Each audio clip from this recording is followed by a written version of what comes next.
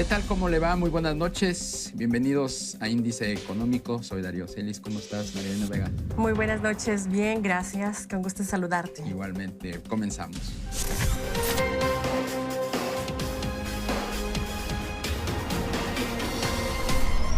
Las remesas que envían los mexicanos que viven en el exterior a sus familiares en nuestro país continuarán en crecimiento durante el resto del año, pero a un menor ritmo para cerrar con un aumento anual en dólares de 4.8%. En mayo las remesas crecieron al sumar 2.586 millones de dólares, 4.5% por arriba de lo observado en el mismo mes de 2016 y se alcanzó el mayor número de envíos en la historia de la serie desde 1995. Constructores y concreteros independientes analizan la posibilidad de importar cemento ante los aumentos de precios injustificados de hasta 15% que ha tenido este producto en el país. En lo que va del año no ha ocurrido algo extraordinario que justifique el último incremento de 12% en el precio del cemento. Banco de México informó que a partir del próximo 29 de diciembre, todas las instituciones de crédito podrán realizar para sus clientes transferencias de fondos mediante el llamado SPAY todos los días de la semana, las 24 horas durante los 365 días del año. Los usuarios de la banca podrán enviar y recibir transferencias electrónicas de dinero por montos de hasta 8,000 pesos. Una de las principales bondades de la reforma energética es que habrá más competencia en materia de gasolinerías. Actualmente son cerca de 13,000 y lo más importante es que habrá un mejor servicio. Vea el siguiente trabajo. Una economía de mercado para el precio del diésel y la gasolina es lo ideal en territorio nacional, más cuando su precio está al doble en comparación con el país vecino, principal importador y exportador de México, lo cual ayudaría a que la competitividad en territorio mexicano avance y el mercado interno se reactive. ¿Como país se está preparado con la infraestructura y regulaciones? Lo cierto es que la comercialización de gasolina ya se abrió a la iniciativa privada y ya no está en manos solamente de Pemex. Se prevé, según la Comisión Federal de Electricidad, que se activen inversiones por 242,000 millones de dólares para los siguientes 15 años en exploración y extracción de petróleo, vía proyectos de licitaciones. Además de reactivar negocios vía el transporte de hidrocarburos por ferrocarril, por el cual se estima una inversión de 1.5 mil millones de dólares. ¿Será que todo ello impacte en el bolsillo de los mexicanos, que ahora sí recibamos litros de a litro? Y que de verdad, en las más de 100 gasolinerías a nivel nacional, se pague por el precio real de lo que se consume de gasolina. Hablar de gasolina, hablar de gasolinerías, también es hablar de un negocio que comienza a despuntar, pero desafortunadamente también un negocio que se encuentra a veces en disyuntiva. Y para hablar de este tema y mucho más, el día de hoy nos da muchísimo gusto tener aquí en Índice Económico a Roberto Díaz de León. Él es presidente de ONEXPO. Muchísimas gracias, Roberto, por acompañarnos. ¿Cómo estamos viendo el día de hoy la industria de las gasolinerías? Marilena, Darío, muchísimas gracias por la invitación. Fíjate que es una industria que está pasando por una transición y una dinámica muy interesante, y más por la reciente modificación a la norma 016 que se dio apenas esta semana, donde creemos que viene a aportar mucho el hecho de homologar la gasolina con una mezcla al 10% de etanol, donde va a facilitar que las importaciones se den, y esto creo que fomenta la competencia y de alguna manera el beneficiado va a ser el consumidor, y podremos ver estas nuevas oportunidades de propuestas de valor con marcas diferenciadas en el mercado en un tiempo que consideramos va a ser menor. Creo que esto va a ser muy favorable para toda la industria y también para todos los consumidores. ¿Por qué la norma 016 acelera la entrada de nuevos competidores? Muchos de ellos internacionales que ya hemos visto están llegando con nuevos formatos de gasolinerías que le harán la competencia a la tradicional franquicia de Pemex. Mira, un poquito para simplificarlo. La norma 016 lo que permite es que venga una mezcla de etanol al 10%, y antes se permitía al 5.8%, pero en México lo que tradicionalmente se manejaba, a excepción del Valle de México, Guadalajara y Monterrey, era una mezcla con ésteres, puntualmente un producto que se llama MTBE. Entonces, el sur de Estados Unidos está muy homologado a tener gasolinas con un 10% de etanol.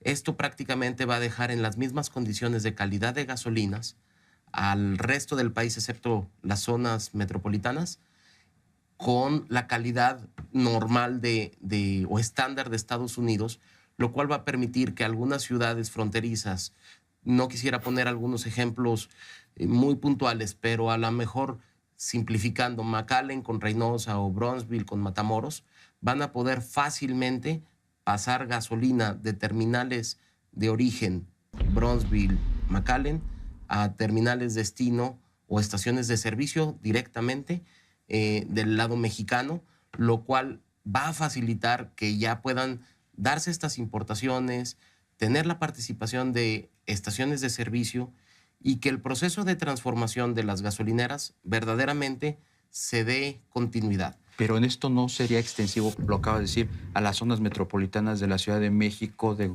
Guadalajara y de Monterrey. Fíjate que estas 3 zonas todavía tienen un análisis y entiendo que será el Instituto Mexicano del Petróleo junto con la Comisión Reguladora de Energía quienes todavía tendrán que hacer algunos análisis y algunos posicionamientos finales, porque ahí hay otros factores de carácter ecológico y ambiental que merecen un estudio más profundo. ¿Pero esto qué querría decir? ¿Que las gasolinas que van a tener más etanol van a tener más o menor calidad? No, fíjate que al final del día, hoy ya está diferenciada de todos modos las calidades de las gasolinas.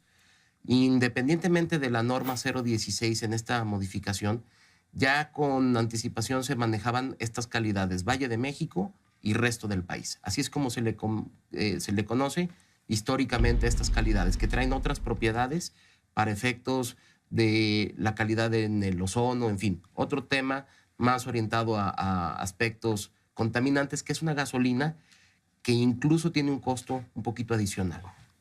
¿Cómo se encuentra en materia de regulación las estaciones de servicio de gasolina? Parece ser que no todas cumplen con las mismas reglas y eso se nos ve afectado a los usuarios en el bolsillo. Bueno, a lo mejor, si entiendo un poquito la pregunta, sería más enfocado a la reglamentación por parte de la Procuraduría Federal del Consumidor, que luego es un tema muy sensible.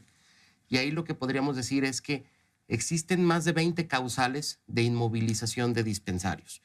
Recientemente ha sido noticia el hecho de que la Procuraduría Federal del Consumidor inmovilizó algunas estaciones ya de marcas diferenciadas. Uh-huh. Sí. Pero si observamos, de las 20 y tantas causales de inmovilización, solamente una se refiere al error máximo tolerado. Esto es que la variación que permite hoy la norma es que por cada 20 litros haya un rango de tolerancia de más o menos 100 mililitros. Si se excede este rango, se le denomina error máximo tolerado y el dispensario merece calibración. El resto de las causas de inmovilización son otros factores que podrían ser fallas mecánicas, un detalle administrativo, un tema, por ejemplo, el holograma con el que verifican tanto la Procuraduría Federal del Consumidor como las unidades autorizadas que se les conoce como UVAs, como está expuesto al medio ambiente, puede tener afectaciones o alteraciones de rayaduras. Eso es una causal de inmovilización. Sin embargo, el equipo está en perfectas condiciones. Pero parecería que las inmovilizaciones, y la misma Profeco así lo ha dado a conocer o lo ha externado mediáticamente, las inmovilizaciones se dan porque no se están vendiendo los famosos litros de a litro, que es lo que le pega finalmente al consumidor final. Sin embargo, podríamos decirte que el sector gasolinero es muy responsable y si le pidiéramos a la Procuraduría Federal del Consumidor las causales que son por error máximo tolerado, veríamos que son las menores. Les quiero comentar que Onexpo Nacional recientemente firmó un convenio de colaboración con la Procuraduría Federal del Consumidor y el compromiso está hecho por parte de todo el sector gasolinero nacional con la Procuraduría Federal del Consumidor para respetar el decálogo del consumidor. Y como Onexpo, como organización, como asociación importante que es, ¿buscarían algunas modificaciones o buscarían alguna otra regulación? Porque al final del día es un segmento sensible que nos pega a todos, economías de escala y economía de país. Fíjate que nosotros hemos estado entablando mesas de trabajo con todos los órganos reguladores y con todas las autoridades, entre ellos la propia Procuraduría Federal del Consumidor, siempre pensando en beneficiar tanto a la competencia, a los consumidores, como a los propios empresarios gasolineros. Y está próxima a salir una modificación a la norma 005, que es la responsable de verificar los instrumentos de medición. Y por ahí creo que vendrán situaciones muy favorables tanto para los empresarios gasolineros, pero sobre todo para los consumidores. Como son temas que tienen que pasar por la Comisión Federal de Mejora Regulatoria y se tienen que publicar, no quisiera atreverme para ser un poquito más responsable en las partes de fechas, porque no estaría siendo prudente de mi parte, pero dentro del resto del año creo que debe de haber noticias al respecto y finalmente todas estas temas normativos van a favorecer a los consumidores, a los empresarios y en general a la competencia, que es lo que es el espíritu de la reforma energética. ¿Qué tan viable es ya la competencia de estas empresas internacionales que estamos viendo que han sentado sus reales, que han modificado incluso la fisonomía de las estaciones de servicio? Vamos a ver próximamente gasolinerías de otros colores, con otras banderas, con la experiencia internacional de muchas de estas grandes compañías internacionales. ¿Qué tan cercana está ya esa competencia y sobre todo esa apertura en beneficio del consumidor? Hoy prácticamente el 20% del país, si lo viéramos en estados, ya están liberados en la parte del mercado. El 30 de noviembre se va a liberar una parte muy importante del mercado y el 30 de diciembre quedará únicamente pendiente de liberarse la península, por lo que podríamos decir que en términos de competencia... La península de Yucatán. La península donde estaría Quintana Roo, estaría Mérida, en fin. Esto se libera el 30 de diciembre para cumplir el cronograma de la reforma energética que establece que al 31 de diciembre debe de estar abierto el mercado. Entonces, el 30 de diciembre sería la península, los últimos 3 estados en abrirse o liberarse la parte de precio administrado a precio liberado, y con esto se da un paso muy importante. Tiene que darse también el desarrollo de infraestructura en el país para que pueda darse de una mejor manera la importación. Y también es importante señalar que Pemex sigue siendo un jugador sumamente importante, sigue manejando una cantidad de factores importantísimos para que se garantice el suministro nacional, y la propia franquicia Pemex seguirá siendo el jugador más importante en este país. Pues Roberto Díaz de León, presidente de la Organización Nacional de Expendedores de Petróleo, ONEXPO, el gremio que agrupa a las que 13,000, cerca de 13,000 estaciones de servicio aquí en el país. Muchas gracias y muy buenas noches. Muchísimas gracias y un saludo al auditorio. Gracias. Y también muchas gracias a usted por el favor de su atención. Lo esperamos el próximo miércoles aquí en ADN 40 en Índice Económico. Hasta entonces.